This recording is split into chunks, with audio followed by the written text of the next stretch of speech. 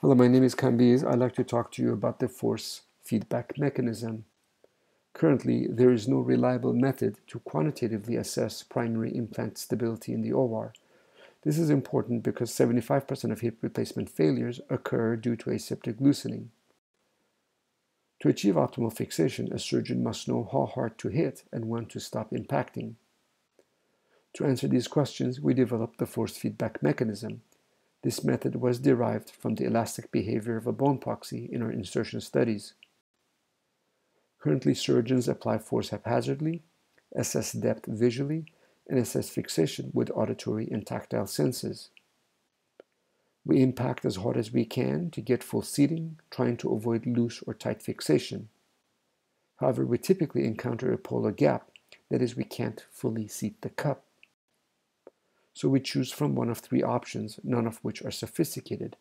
We either go for it and get full seating, or crack the acetabulum, or ream and lose press-fit fixation, or accept the polar gap. The problem with this approach is that we're applying force and measuring distance, which is an open-loop system, where the output is not fed back for comparison with the input.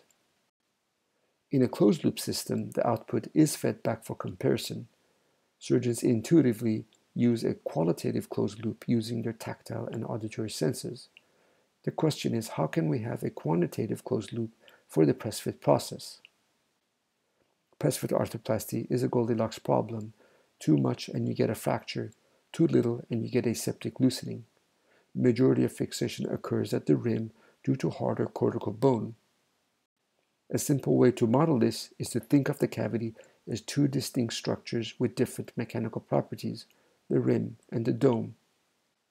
The rim can be modeled as a stiff spring with elastic properties, which can be calibrated for optimal fixation, where a bigger stretch provides a higher restorative force. In other words, we asked, how do we stretch the acetabular rim just the right amount, but not too much?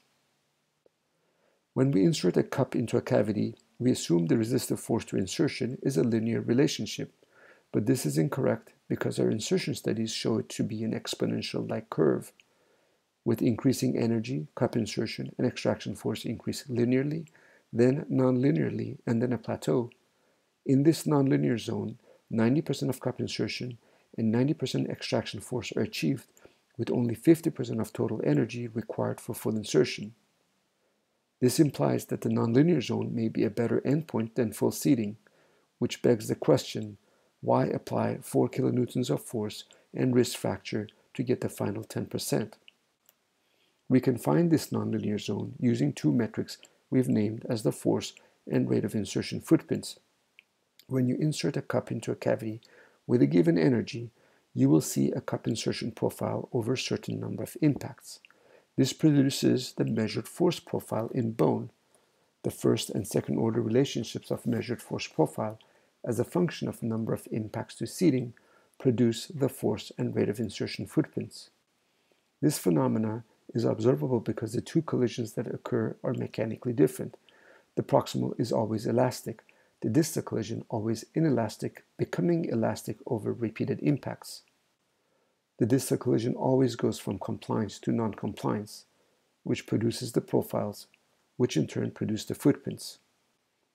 Tracking the two footprints allows you to monitor incremental cup insertion, so you know when you have reached the nonlinear zone and have reached best fixation short of fracture. That is, if you deliver impact energy incrementally, you can measure and track the force and rate of insertion footprints. When the force footprint plateaus, the chosen energy is not inserting anymore, nor are you getting any more extraction force. You can increase impact energy to the next level. The rate of insertion footprint, on the other hand, provides an indication of the elastic capacity of the rim, which helps you decide when to stop impacting. This provides the foundation for the fixation algorithm, where incremental cup displacement can be monitored through measured force in bone, tool, or at the interface. This is now a closed-loop system, where the output is fed back for comparison to allow adjustments of energy for desired fixation. Competing concepts are still open loop because their outputs, measured vibrations or impulse, are not fed back for comparison with the input. Thus, there can be no modulation of impact energy for the desired fixation. Ultimately, the force feedback mechanism is a system that learns as it interacts with an unknown environment and modulates application of force to obtain optimal implant stability.